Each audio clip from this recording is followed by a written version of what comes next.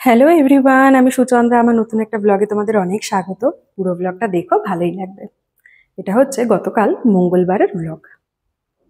হায়দ্রাবাদে তো এখন বলছি প্রায় দিনই বৃষ্টি হচ্ছে, সে সকাল হোক বা বিকাল। ওয়েদারটা কিন্তু বেশ ভালো, প্লেজেন্ট একদম ওয়েদার, কোনো কষ্ট হচ্ছে না সেভাবে। হ্যাঁ, খাটাখাটনি করলে তো একটুখানি ঘাম টাম ঝরছে, সেটা আলাদা ব্যাপার। যাই হোক, সকাল সকাল উঠেছি। উঠে আজকে চিনি খাবে, চিড়ে দিয়ে, কলা দিয়ে, ড্রাই ফ্রুটস দিয়ে স্মুদি। তো দুধটা একটা আলাদা বাটিতে রেখেছিলাম, গরম ছিল বলে। এইবার ওর খাবারটা আগে বানিয়ে নিই। তারপরে এখনো ওঠেননি ম্যাডাম, তবে ওঠার সময় হয়ে গেছে, ওই জন্যই একটু খাবারটা রেডি রাখছি। কারণ সেই রাত্রিরে ডিনার করে 9টা সাড়ে 9টার মধ্যে, তারপরে তো আর ওঠে না, খেয়ে ঘুমিয়ে পড়ে। আর এখন সকালবেলা দেরি করে উঠছে, ওয়েদার ভালো আছে, প্লাস স্কুলও নেই। তো ওর জন্য না চেষ্টা করি উঠে যেন বেশিক্ষণ সময় নষ্ট না হয়, একটু দাঁত মুখ ধুয়ে তারপরে যেন খাবারটা খেয়ে নিতে পারে। তো ওই আর কি। আর ঘরে পাকা ফল টল থাকলে না দেখবে খুব মাছি আর ওই ফলের পোকাগুলোর উৎপাত হয়, মানে কাটা থাকলে তো মাছির উৎপাত হবেই। চেষ্টা করি ঢেকে ঢেকে রাখার। তো সমস্ত রেডি করে রেখে চিনিকে গিয়ে, চিনি নিজেই উঠে গেছিল, তারপরে উঠে একটু আদর টাদর করে চোখ মুখ ধুইয়ে ওকে খাইয়ে দিয়েছি। ও একটু স্লেট নিয়ে বসেছিল, আমি একটু চিয়া সিডের জলটা খেলাম। আর চুলটা আর গতকাল রাত্রে খোলেননি ম্যাডাম। চুলের গোড়ায় গার্ডার দিয়ে বাঁধা থাকলে আমি অলওয়েজ খুলে দিই, বাট এটা যেহেতু গোড়ায় না, আগার দিকে, ওর জন্য আর বেশি ইয়ে করিনি। তো সকালে উঠে আর চুল বাঁধিনি, ওই একটা ক্লিপ দিয়ে সামনের চুলগুলো আটকে দিয়েছি। ম্যাডাম খুব ব্যস্ত পড়াশুনো নিয়ে, কি বলবো। যাই হোক, যেটা নিয়ে একটুখানি এক জায়গায় বসে যা ইচ্ছা করে করুক। তো এই স্লেট পেন্সিল দিয়ে দিয়েছি। তো ওর সাথে একটু কথা টথা বলে রান্নাঘরে চলে আসলাম। অনেকক্ষণই হয়েছে, চিনি খাবারটা খাওয়া হয়ে গেছে। আমি এখন চিনিকে দেবো একটু কিউই।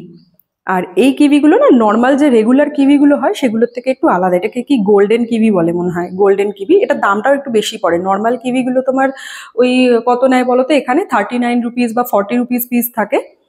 কখনো কখনো একটু বেশি, কখনো কখনো একটু কম। আর এই কিউইগুলো হচ্ছে তোমার 59 ইচ নেয়। 59, 60, 65 কখনো এরকম থাকে, কখনো আবার 55ও থাকে। তো এখন বেশ কদিন ধরে যখনই আনছে তখন 59 রুপিস করে পিস নিচ্ছে। আর চিনি কিউই খেতে খুব ভালোবাসে। আর এই কিউইগুলো না একটু পাকা পাকা, তো টক মিষ্টি টাইপের হয়। ওই কিউইগুলো না একদম কেমন একটা শক্ত টাইপের থাকে, আর পুরো গ্রিন, একটু বেশি টক হয়। তবে হ্যাঁ, ঘরে এনে যদি তুমি বেশ কদিন রেখে দাও না, তখন যেমন গরম যখন খুব ছিল, ঘরে এনে ধরো কদিন রেখে দিলেন, তখন আস্তে একটুখানি টক মিষ্টি হয়ে যায়, পেকে পেকে যায়। তো চিনি না মিষ্টি ফলের থেকে আমি দেখেছি একটু টক জাতীয় ফল বেশি পছন্দ করে। যেমন ধরো ওই অরেঞ্জ বা যে কোনো টাইপের লেবু, তারপরে ধরো এই যে কিবি দিলাম, এই সমস্ত যে সমস্ত আম একটু টক মিষ্টি হয় ওগুলো। কলাটা ভালো খায়, বাট আদার্স যে সমস্ত, যেমন সবেদাটা একদমই পছন্দ করে না। যখন প্রথম প্রথম খাওয়া শিখেছিল তখন জানো তো ওকে সবেদা দিয়েছিলাম, একদম খেতে চাইনি, তারপরে বন্ধই করে দিয়েছিলাম। এই বছরের শুরুর দিকেও যখন সবেদা গরমকালে একটু একটু দেখেছিলাম বাজারে, এনে দুদিন চালের বস্তায় রেখেছিলাম, পেকে যাওয়ার পরে দিয়েছিলাম, সে এমন মুখ করলো আর দিই না। যাক গিয়ে, অনেক তো ফলের অপশান আছে, যেটা খায় ভালো সেটাই দেওয়া যাবে। একটা দুটো না খেলে কী বা অসুবিধা।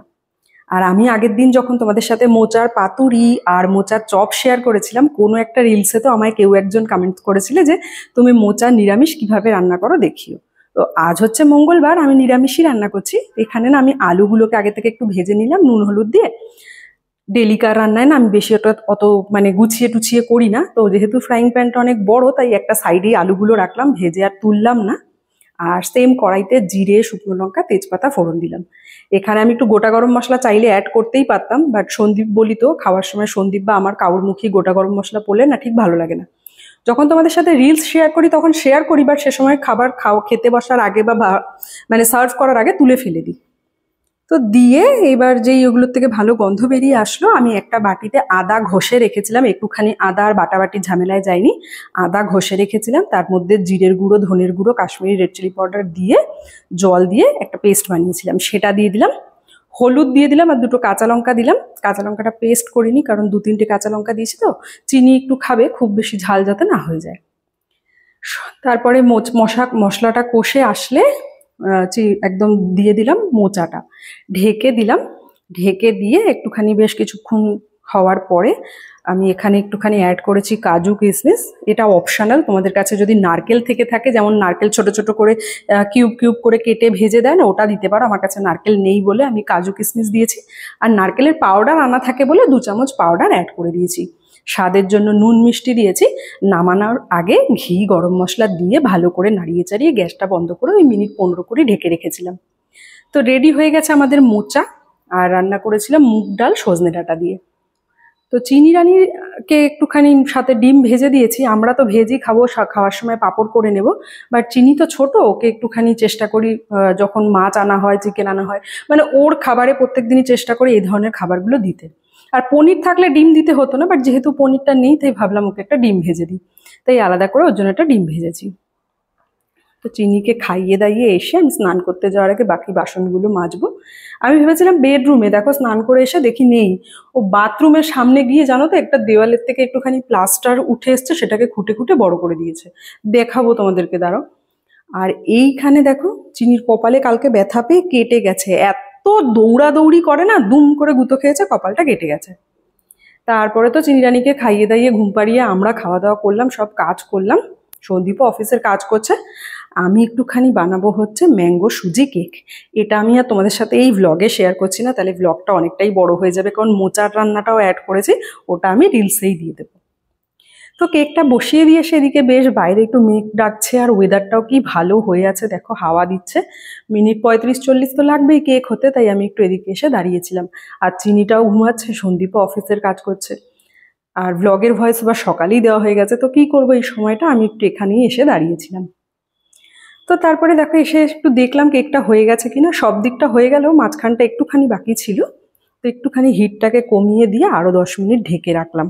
কেকটা হতে থাক, ততক্ষণে দেখো বাইরে একদম অন্ধকার হয়ে এসছে, কি হাওয়া টাওয়া দিচ্ছিল জানো না।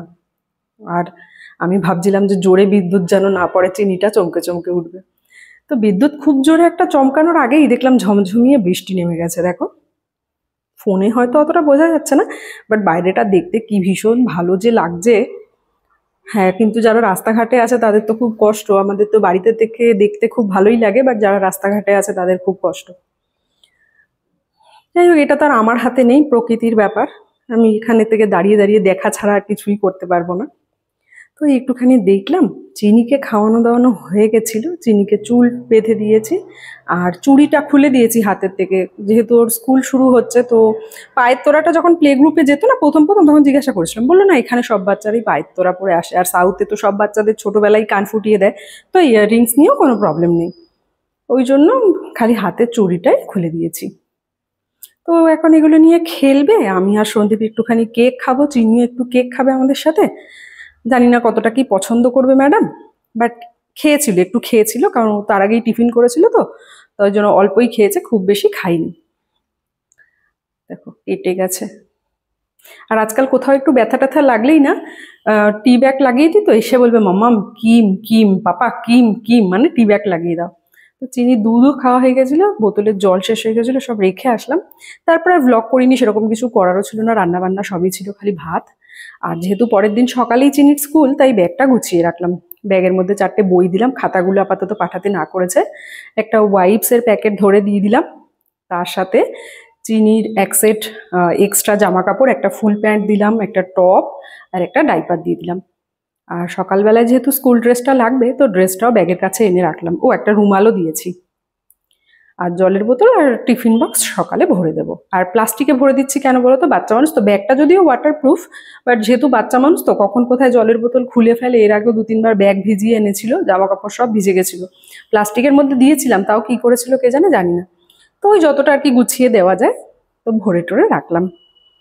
আর সে দেখো এখনই প্যান্ট পরা শুরু করেছে, আর এই ড্রেসটাকে যতবার দেখি আমার প্যান্টটার জন্য খুব মন খারাপ হয়, কেন যে বাচ্চা বেবি গার্লগুলোর জন্য একটু স্কার্ট অপশন রাখলো না, বা টিউনিক অপশন রাখলো না, খুবই দুঃখ হয়। কি করব, 2-1 বছর তো এই স্কুলে পড়বে, তারপরে তো অন্য স্কুলে গেলে স্কার্ট বা টিউনিকই থাকবে। যাই হোক, সে দুঃখ মনেই থাক। চিনিও রাত্রে শোয়ার জন্য রেডি হয়ে গেছে, আমিও যাব ফ্রেশ হতে। তার সাথে সাথে এই ব্লগটাকেও এখানে শেষ করব। তোমাদের যদি ব্লগে কিছু ভালো লেগে থাকে লাইক করো, কমেন্টস করো, আবার নতুন ব্লগে দেখা হবে, ভালো থেকো।